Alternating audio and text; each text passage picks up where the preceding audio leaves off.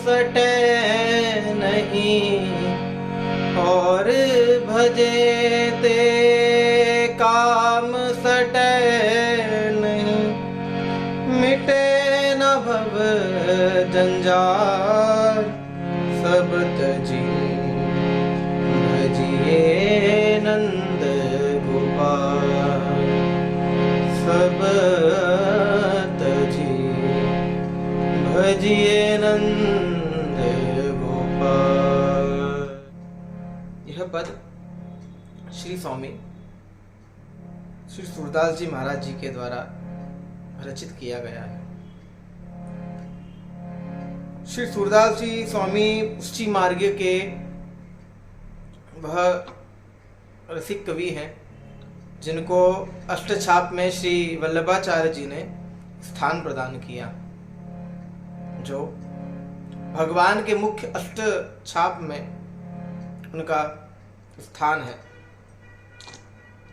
श्री सूरदास जी का प्राकट्य वैशाख शुक्ल पंचमी को दिल्ली के सिही ग्राम में सारस्वत ब्राह्मण के घर में 1535 संवत में हुआ। जन्म से ही श्री सूरदास जी महाराज अंधे थे, तो परिवारजन को बड़ा कष्ट होता था और सभी घर के लोग, परिवार के लोग, समाज के लोग, आसपास के जन जितने भी हैं वो उनकी उपेक्षा किया करते थे। इसके कारण घर व संसार से उनका वैराग्य बहुत जल्दी ही हो गया। जब वैराग्य हुआ तो अपने घर को छोड़कर श्री सूरज जी महाराज वहाँ से निकले और कुछ दिन रेणुका क्षेत्र में आकर रहे, फिर वहाँ से गौघाट चले गए। जब उनकी अवस्था मात्र 18 वर्ष की थी, जब वह गौरघाट पे थे तो वल्लभाचार्य जी महाराज, जो इनका जन्म वैष्णव आचार्यों के तहत कहा गया है कि कुछ छोटे बड़े ही थे, इनका वैशाख शुक्ल पंचमी को रहा है और उनका एकादशी को रहा है श्री वल्लभाचार्य जी का। तो जब स्वामी जी से मिले श्री सूरदास जी, तो उनसे मिलकर उनके दर्शन कर उन्हें बड़ा आनंद हुआ और मन में यह भाव हुआ कि यही मेरे गुरुदेव हैं, और उनसे इतने प्रभावित हुए कि उनके साथ चल दिए और उनके शिष्य बन गए। शिष्य बनने के पश्चात श्री वल्लभाचार्य जी के साथ सूरदास जी गोकुल आए और गोकुल से गोवर्धन नाथ को गए। वहाँ आकर चंद्र सरोवर के पास परसोली गांव है, परसोली स्थान में वह विराजे और वहाँ से नित्य प्रतिदिन वहाँ से श्री गोवर्धन नाथ जी की तलहटी में जाते और वहाँ दर्शन किया करते और दर्शन करने के साथ साथ नए नए पद भगवान को सुनाते। वैसे तो सूरदास जी अंधे थे, दिखता नहीं था नेत्रों से, मगर फिर भी नित्य भगवान के जब दर्शन को जाते, नित्य पद श्रवण करवाते, तो जो भाव उनके पद में होता, जो श्रृंगार का पद होता, वही श्रृंगार भगवान का उस दिन होता। ये बड़े आश्चर्य की बात थी कि जिसने भगवान का श्रृंगार देखा नहीं, जिससे किसी ने बताया नहीं, वह कैसे आकर भगवान के इस स्वरूप को इतना सुंदर भाव से बता सकता है। तो एक बार सब गोस्वामियों के मन में भाव आया कि जरा आज इनकी परीक्षा लेते हैं। तो परीक्षा लेने के भाव से आज श्री ठाकुर जी को जब श्रृंगार कराना था तो भगवान को कुछ मालाएं पहनाई, मोतन की, एक पुष्पन की माला पहनाई, छोटी सी भगवान को पाक पहनाई और पाक पहनाकर भगवान के एक लंगोट में दर्शन, भगवान को पट खोल दिए, दर्शन कराई दिए। जब दर्शन कराई दिए तो श्री सूरदास जी महाराज जी वहाँ विराज रहे थे, श्रृंगार के दर्शन करने को आए थे और जैसे ही पट खुले, पर्दा हटा और दर्शन किए, तो दर्शन करने के पूर्व जैसे ही भगवान के पट खुलने को आते हैं, वैसे ही सब जितनी ब्रजवासी हैं, जितने भी दर्शनार्थी हैं, वो आवाज लगाते हैं, श्री गिरिराज धरण की जय, श्याम सुंदर श्री यमुने महारानी की जय, हे गोसाई जी परम दयाल की जय। इस प्रकार बड़े आनंदित होकर जयकार लगाते हैं और जब भी जयकार लगती है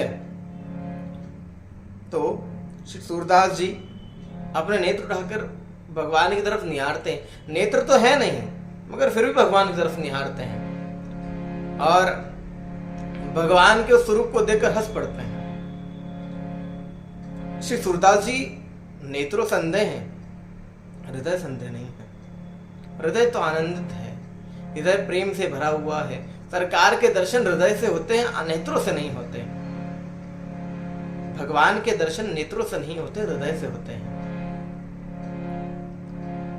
नेत्र से देखी हुई चीज हम भूल सकते हैं मगर हृदय से देखी हुई चीज हम कभी भूल नहीं सकते।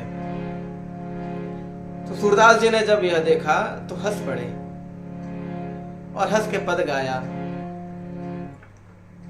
आज हरि देखत नंगम नंगा, आज हरि देखत नंगम नंगा। ये सुंदर सा पद गाया तो सब गोस्वामी बड़े आश्चर्य में कि आज तो हमने श्रृंगार किया नहीं और देखो श्रृंगार के भाव भी उन्होंने उनके स्वरूप का दर्शन करा दे कि आज उन्होंने क्या धारण किया हुआ है। बोले यह आश्चर्य की बात नहीं है, ये भगवान के अनन्य प्रेमी हैं। पूर्व काल की भक्ति के कारण ही इनके अंदर यह प्रेम जागृत हुआ है। अब श्रीनाथ जी को नए नए पद श्रवण किया करते थे। जब श्री वल्लभाचार्य जी भगवान के धाम को गए तब स्वामी श्री विठलनाथ जी ने सूरदास जी को अष्टछाप में प्रधान कवि घोषित कर दिया था और गोस्वामी जी की बड़ी अनन्य कृपा इनके ऊपर सदैव सदैव सदैव थी। सूरदास जी कभी कभी गोकुल भी जाया करते थे, वहां पे ही पद श्रवण करवाते थे सरकार को और इनके पद से प्रभावित होकर राजा अकबर भी इनके दर्शन को आए थे। अकबर ने उनसे अपने संबंध में एक पद गाने को कहा, तब उन्होंने इनको अपना एक पद सुनाया जिससे बड़े प्रभावित हुए और सूरदास जी के इस निष्काम भक्ति और निष्ठा से अकबर बड़े प्रभावित हुए और बड़े संतुष्ट भी हुए। सूरदास जी विरक्त संत थे, ना कोई पाने की इच्छा थी ना कुछ नहीं, बस सरकार के दर्शन, सरकार का श्रृंगार का भाव, सरकार के पद का श्रवण करना, उसको गायन करना, यही उनका जीवन था। जो कुछ ब्रजवासी दे दे सो पाले, अचू कछु दिक्कत ना है। तो पुष्टि मार्ग के सिद्धांत श्री वल्लभाचार्य जी ने बनाया, उस पर चलकर इन्होंने अनेक पद लिखे, भगवान के अनेक अनेक अनेक पदों का वाचन किया। श्री स्वामी सूरदास जी महाराज श्री राधा कृष्ण सरकार की मानसिक सेवा किया करते थे। ब्रज में जो साकार सेवा है वह इतनी मान नहीं दी जाती, वो तो कही जाती कि जो सरकार ने दे रखा है सो उपयोग में है, मगर सरकार ने सबसे सुंदर एक मन दे रखा है और इस मन से जो चाहो वो सब कर सकते हो, कोई दिक्कत नहीं। आज हमारे पास स्वर्ण नहीं है, रजत नहीं है भगवान को पहनाने के लिए, आभूषण नहीं है, तो हम साकार रूप में तो ग्रहण नहीं करवा सकते, मगर हम मानसिक रूप से भगवान को हर चीज पहना सकते हैं, हर चीज पवा सकते हैं, भगवान की हर लीला को देख सकते हैं। तो इन्होंने कई भगवान के लीलाओं का ध्यान करते हुए कई पद गाए और 85 वर्ष की अवस्था में भगवान श्री गोवर्धन नाथ सरकार के उस निकुंज में इन्हें वास प्राप्त हुआ, वहां जाकर भगवान की सेवा करने लगे। और आज भी भक्तों में यदि भगवान के पदों में सबसे बड़ा किसी का नाम आता है तो श्री सूरदास जी महाराज हैं। संसार को ज्ञान देने के लिए उन्होंने सबसे अच्छा पद गाया जो मुझे बड़ा प्रिय लगता है। सब तजी भजिए नंद गोपाल।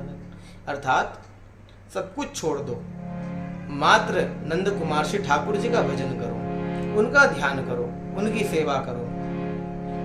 और भजते काम सटे नहीं, और भजेते काम सटे नहीं, मिटे न भव जंजार सब तजी, भजिए नंद गोपाल